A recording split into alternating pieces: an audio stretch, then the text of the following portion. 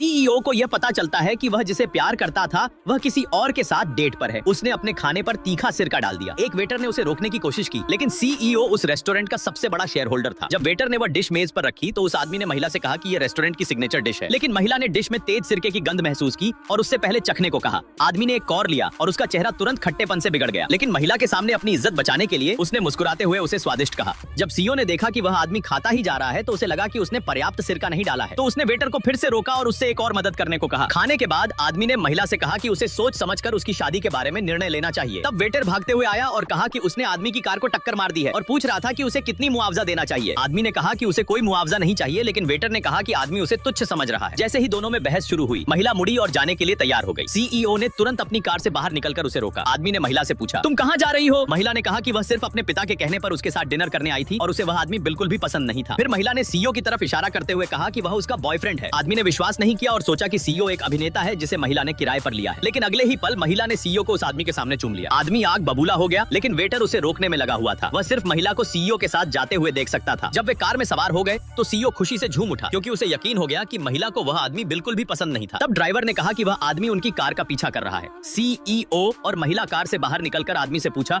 कि वह वास्तव में क्या चाहता है। आदमी ने कहा कि उसे फर्क नहीं पड़ता कि महिला का कोई बॉयफ्रेंड है, वह सिर्फ उसे अपनी पत्नी बनाना चाहता है। महिला ने कहा कि वह सीईओ से गहरी मोहब्बत करती है और कभी भी उस आदमी से शादी नहीं करेगी। आदमी ने सीईओ को एक डार्ट्स के खेल में चुनौती दी। उसने कहा कि जो भी इस खेल को जीतेगा वही महिला से शादी करने का हकदार होगा। सीईओ ने बिना किसी हिचकिचाहट के हामी भर दी, लेकिन महिला थोड़ी चिंतित हो गई क्योंकि वह आदमी डार्ट्स का बहुत अच्छा खिलाड़ी था। खेल जल्दी ही शुरू हुआ और दोनों के अंक बहुत करीब थे। जब अंतिम राउंड आया तो उस आदमी का डार्ट बिल्कुल सही जगह पर लगा। उसे लगा कि वह जीत चुका है, लेकिन सीईओ ने शांति से पानी की एक घूंट ली। उसने ढीले ढाले अंदाज में डार्ट फेंका और उस आदमी के सारे डार्ट्स टारगेट से गिर गए। आदमी चौंक गया और उसे हार का सामना करना पड़ा। वह मुंह लटकाकर वहां से चला गया। सीईओ ने महिला को घर छोड़ने के बाद पूछा कि वह कब उसकी शादी के लिए हाँ कहेगी। महिला ने कहा कि थोड़ी देर और इंतजार करना होगा और सीईओ निराश होकर वहां से चला गया। हालांकि 2 दिन बाद महिला अचानक गायब हो गई और उसने उसके संदेशों का जवाब नहीं दिया। वह ब्राइडल शॉप में गया जहां उसने उसके लिए शादी का ड्रेस कस्टमाइज कराया था और वहां महिला को देखा। वह तुरंत उसके पास पहुंचा और पूछा कि वह यहाँ शादी का ड्रेस क्यों पहन रही है। पता चला कि उस दिन घर जाने के बाद आदमी हार से गुस्से में आकर महिला के पिता के साथ मिलकर उसे शादी के लिए मजबूर करने लगा। महिला को अस्थायी रूप से सहमति देनी पड़ी क्योंकि उसे डर था कि वे उसकी मां को नुकसान पहुंचा सकते हैं। सीईओ ने महिला को ले जाने की कोशिश की, लेकिन वह मना कर दी। अपनी मां की सुरक्षा को लेकर चिंतित थी। उसने सीईओ से पूछा, क्या तुम 2 दिन बाद शादी को बाधित करने आओगे? सीईओ ने तुरंत हाँ कहा।